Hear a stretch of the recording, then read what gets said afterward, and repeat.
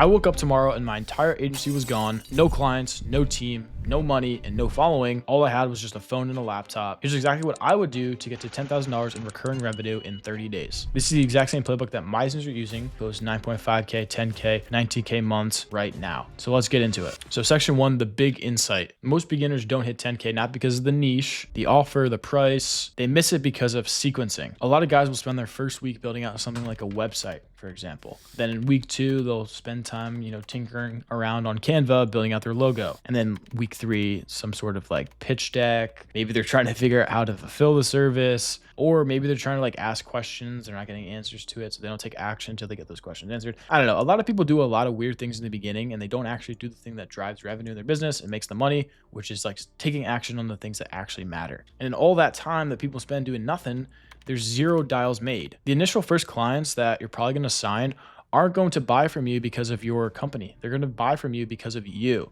They're buying certainty in you. So they're not looking at your website to make a buying decision or nothing like that. They want to talk to you. They want to get to know you as a person. When I do outreach, I'm not even going to think of my company name. I'm just going to try to get these prospects to have certainty in me to get them to the situation that they want to get to. And the methods that I'm going to explain in this video aren't some, woo-woo magic stuff that I made from ChatGPT. This is like actual stuff that actually works in current day agency space to sign clients and make money with your agency. It's the same stuff that Matthew did to close 10K in his first month. Tamim did 9.5K in his first month. Jaden did 10K in 30 days. Anthony did 19K in 2 weeks. And Brandon closed a 20K deal in 15 days. The reason that these guys were able to see such quick results was targeting high ticket home service niches, doing cold calls or cold SMS until they get their first clients on like a 2K retainer, a 1K setup fee, or some sort of pay per appointment type of thing where, they charge $100 per appointment and maybe take 5 up front or 10 up front. And these guys, as the service that they were delivering to their clients, delivered Facebook ads plus go ahead level plus AI on the back end to help convert those leads that are generated through the ads. Pretty much all a contractor has to do is show up to the estimates and close the deals. But let's continue. Section 2, the niche that I would pick, if I was starting from 0. So the main rule that you have to look at when picking industry is, does it make sense from a mathematical perspective for your client and for you? So take all of the emotions out of it when you're thinking about picking an industry. Does it make sense logistically? So if I'm charging $1,000 a month and my client is covering ad spend, which is $900 a month, so say it's around 2K per month. If I'm targeting a hardscaper and they close one job that I bring them for $20,000, does it make sense for them? Are they seeing a return? Obviously the answer is yes. The reason I wouldn't go after something like a gym, for example, is because say, even if it's like a boutique style gym and it's like a very niche one and they charge $200 a month for a membership, if I'm still, again, charging 2K per month, obviously 1K for me, $900 into ad spend, well, I have to bring them 10 new clients just for them to break even on that. And I also have to bring them more clients to make them a return on their investment, which doesn't really make a lot of sense. So I want to do something that if I just get them one job, which is very easy to do, it makes all of that money back that they spent with me instantly. But also chances are you're not going to get that person just one job every single month. Obviously, if you deliver a good service, you'll probably get them multiple. So say we help them close, 3 $20,000 jobs. Okay, well, we can charge 3K a month, 4K per month, 5K per month sometimes. And it makes it still worth it for them and us, obviously, because we're making a lot of money from it. Kind of the main industries that I like to look at is something in roofing, remodeling, flooring, very niche things in landscaping. And that's pretty much kind of it. But I will preface that I don't look at an industry for like the broad perspective, right? So let me explain. So roofers, for example, I don't know how many roofers are in the US. Maybe there's a few 100,000 of them. Okay. But a lot of them do a lot of different services. What I want to do is I want to sub niche down into roofing and find a sub niche industry and target those specific types of people. Okay. So instead of targeting roofers as a whole, maybe I'll target terracotta roofers or metal roofers or something in that specific industry. And that applies for fencing. And that also applies for specific types of remodeling or landscaping, right? In landscaping, there's so many different types of services that people provide. Okay. But one thing you have to keep in mind is you can't just work with every single landscaper, because a lot of them will do, a few $100s for a mulching bed or, $50 grass cuts. And that doesn't really make sense, kind of from the same analogy they were talking about earlier with the whole gym example, right? It has to make sense for them mathematically to be able to see a massive return. But with that being said, inside of the landscaping industry, there's a ton of sub niches that charge a really high ticket service. My pick for this video, I'm going to go after roofers. Another reason that I like contractors is because chances are when you call the business, you're going to be talking to the person that actually makes the decisions. And obviously that's very important when you're trying to make deals and make money with people. If you're talking to a receptionist and you're trying to sell them on your service, well, that doesn't even make sense. They're not going to buy it. right? I like to talk to the actual business owner who I know makes the decisions to drive their business forward. But also I like roofing because the ticket size is like 8K or even 50K roofs or even more, or sometimes a little bit less. But the point is they're making a lot of money when they close a deal. A lot of them also have a real urgency to grow, and it's also really easy to get their information online, which brings me into the next point of actually scraping these leads. There's a few different ways to do it. Probably the fastest way for me to do it, obviously if I want to see quick results, is go to just Google Maps, right? Find lead scrapers like Instant Data Scraper, Data Miner. There's a ton of different Chrome extensions out there that you can use to install and then scrape Google Maps with it. There's also websites like Outscraper or Appify, or now you could actually even use Claude to scrape leads for you by asking it to. Point being, there's tons of ways to actually scrape leads online, and it's never actually an excuse to not go out and do the outreach, okay? But say, for example, you're scraping Google Maps. One thing you want to keep in mind is you don't want to just target the people with no reviews or really shitty reviews. You kind of want to go after the people who are kind of in the sweet spot. Maybe they have like 10 to 20 reviews. Obviously, realistically, 5 stars, because that shows they actually do quality work. They know that Google My Business is a way to get them more work. They're actively trying to get more jobs. They know that marketing's worth it. And so that kind of just proves to me that they are willing to invest and do some sort of thing to grow their business. And those are the types of people that we like to target. Now, section 3, which is outreach. How do we actually get clients? So the first thing that I would do is cold call, just immediately. Cold call first all the way. That's the only channel that can actually get conversations started today for free. I would do something like $150 to $200 a day minimum. A lot of people that I talk to, they tell me that they're cold calling, ask them how many they're doing, and they say like 10 or 30. How do you expect to see a lot of results if you're only doing that little amount of volume? Somebody else out there is doing 100, 200, 300 cold calls a day and beating you a lot faster. If you're only doing 30 cold calls a day, it's going to take you 10 days to do 300. There are people out there who are doing 300 every single day. And if you want to see results quick, you obviously have to take actions that are going to get you those results faster. So say we do 100 calls, we should expect anywhere between 10 to 20 actual conversations, people who pick up and we start talking to them, and then maybe 1 or 2 meetings booked. Obviously results do vary depending on the industry, the niche, and obviously there's no guarantees.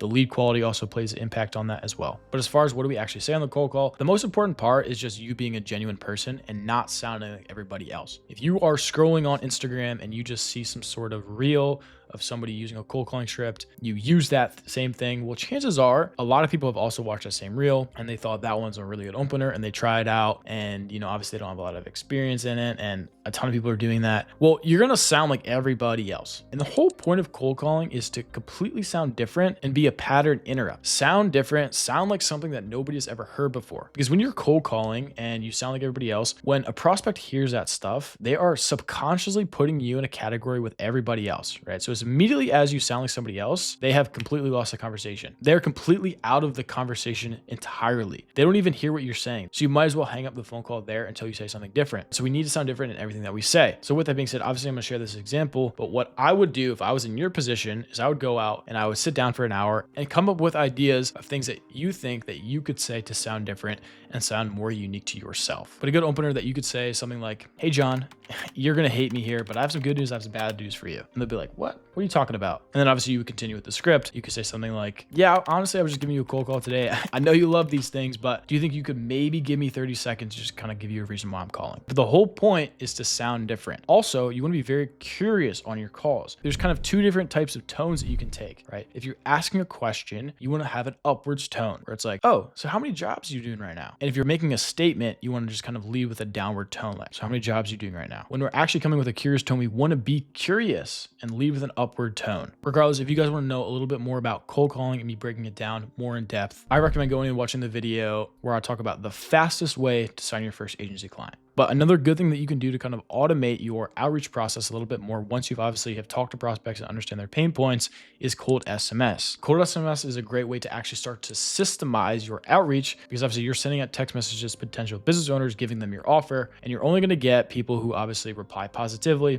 people who reply negatively, but you only would ever reach out to the people who actually reply positively. So what I recommend doing to maximize the amount of inputs is cold call, and alongside cold calling, run cold SMS. And when you get a positive reply, just call up that positive reply, book them in for a meeting. Now, another thing to keep in mind, the goal isn't to sell your $1,000, $2,000 service. The goal is to actually understand your prospect, figure out what they're struggling with, think about how you could help, and then explain that you just want to get them in for a meeting. We're not trying to sell something to them. We don't want to be salesy. We don't want to sound salesy. The whole goal is to just figure out how can we help this person solve the problem that they're dealing with, and let's book them in for a meeting. That's it. Now, section 4, the offer and the close, is obviously more like the sales process and the sales call overall. So this conversation should be honestly, realistically, however long it should take. We don't want to be on the call with them for like 5 minutes, ask them some basic questions, and then kind of pitch them immediately. We want to prioritize doing a discovery, okay? Figuring out where they are now, why they're trying to change, why haven't they changed, what's the biggest thing holding them back from changing, how long has it been that they wanted to change, how long has it been since they've been starting their business, what's their revenue like, what's their team members look like. You want to figure out things about their business. An analogy that I love is the best way to look at sales calls is if you're going to a doctor's office, and obviously that doctor isn't going to just, come in there and prescribe you medicine without asking you any questions. He's going to figure out what kind of cough are you dealing with? Do you have a runny nose? He's going to do some tests on you. He's going to figure out what's going on to prescribe the correct thing that's going to help you. So just look at this as if you're the doctor in the sales call and this person is your patient, all right? You aren't going to prescribe them medicine without knowing the full picture of where they're at. You also want to position yourself as a marketer and hold authority on the call. Same thing for a doctor. When a doctor comes in, you just kind of look up to that person. You're going to listen to what they say. And if you start acting really annoying and you say, oh no, I think I have strep throat, when you really have a cold or something like that, obviously the doctor knows what is right. And he's not going to agree with you that you have strep throat if you don't. So we don't want to just be agreeing. We don't want to be getting pushed over by our prospects. We want to hold frame the entire conversation and actually be there to help them. The best way that I can explain sales at a very basic fundamental level is there's a position where the prospect is now, there's a position that that person wants to be in, and we have to be the bridge for them to get to the position that they want to be in and explain to them that we are. So now let's talk about price. So the best price to charge is the one that you can say with absolute conviction. When you pitch the price and you can say something like 2K a month retainer with no hesitation, then I suggest charging that. But if you don't believe in your service, if you don't actually believe that you can actually fulfill it, and then you pitch something that you think is a little bit too high, well, subconsciously your prospects are going to be able to sense that. And that's when that hesitation builds. That's when the uncertainty builds. But in the whole agency space, there's a few different ways to price your actual service. The two main pricing that I like the most is pay per something and also retainer. Okay. Pay per qualified appointment, pay per qualified lead, pay per estimate, pay per booking. Obviously, in the entire process of us running ads for a contractor and then closing the deal, there's an entire process in between that. So say we help a contractor, we're running their ads and we're helping them book appointments. We can charge something like $100, $200 per appointment. You should kind of have to figure out however much that appointment is worth to the business owner. Instead of actually charging, nothing up front and just pay per appointment, we want to charge a few appointments up front, whether that's 5 appointments, 10 appointments. Say we could charge $500 up front. Again, whatever you're actually comfortable with saying is what you should charge. But regardless, we need some sort of investment from them to make sure that they're actually a good client and they're actually invested into you, and you're getting paid for the work that you're doing. But other than that, I also love retainers. And that's actually primarily what I do in my agency is I do retainers, 1.5K to 2K a month retainers. The reason I like this so much is I'm, just getting paid for the work that I'm doing. There's no ifs, ands, or buts. I know exactly how much money I'm making every single month from a client. It's just very predictable, and I just prefer that, right? That's what I've done since the beginning. That's what I do now, and that just works for me, right? But both are obviously very viable options, and I'm not going to tell you do this, and this. But from this example, for me starting from zero again, in order to get my first client, I would charge some sort of pay per appointment and charge a few appointments up front. Now, the next thing I want to talk about is objections. So a lot of people get objections wrong. They think objections are, a part of the sales process, and obviously they are, but your objection should always be logistical if you do the discovery correctly. So an analogy that I like is think about your discovery as collecting ammunition to then fire back on your clients if they throw out objections on you later. So most of the time, if you're getting a lot of, uncertainty objections where it's like, oh, I need to talk to my wife, I need to talk to my business partner. Obviously, that's a lot of objections in disguise when there's something, a layer under that stuff. But the majority of the time, it comes down to identity and them not believing that they're the person who can achieve the goal that they want to achieve. But for most beginners, the main objection is just them being uncertain about you. Now, we can clear a lot of that uncertainty up, obviously, with like our pitch and things like that, but also with discovery and asking the right questions. So what we like to tell all of our students, and obviously my team members as well, like my sales reps and my setters and all that stuff, is prioritize the discovery and asking the right questions, figuring out what they're actually struggling with, building a connection with them in that whole entire process. If the discovery has to take an hour, it has to take an hour. Take as long as you need in the discovery phase because it will actually help you out later. A lot of the objections that we get in my agency aren't like, I have to talk to my wife, I do this, right? Because we do a really good job in discovery. The majority of our objections are just logistical. Oh, I'm getting paid at the end of the week from this specific job. Can we schedule a call this time? And believe it or not, when people say that, it actually is fine. We'll have another call with them, and a lot of the time they will actually pay. When people tell you that, oh, you need a one call close, that is just a lie. You don't need a one call close, right? Two call closing. Sometimes we'll follow up with people 3, 4, 5, sometimes even longer. And if we actually do a good job and they believe in us, they usually always come back. All right. And then section 5 is obviously fulfillment. The main services that I would set up for my clients, obviously in this example, if I was starting from zero, is I would do Facebook ads. I would set up Go level, sort of AI conversation bot to help them warm up those leads, answer any questions that those people might have, set up appointment reminders, and then a calendar for those people to book in. Right. So the flow in that is we run ads on Facebook. People obviously see those ads. They'll then opt in, and we call those leads. Those leads will get an instant text message knowing that they actually submitted that form. They'll also have an option to book in an estimate with the contractor. Either way, no matter if that person just opts in or if they book a call, they kind of get the same type of messages where they just kind of get a confirmation message that they have actually submitted something. And then the AI conversation bot takes over and just starts asking a little bit of questions to kind of figure out where they're at. The goal of the AI isn't to close the deal. It's just to figure out where the person is, what they're looking for, and build time and rapport. So that way, when the contractor calls them, they're already a little bit warmer. The contractor has some information on them already. And then it's really easy to book in an estimate with that person. Obviously, once a contractor books an appointment with that prospect, we have automated appointment reminders. The contractor shows up, they close the deal, they do the job, and that's pretty much the entire flow. Now, obviously, the service and doing a good job is super, super important.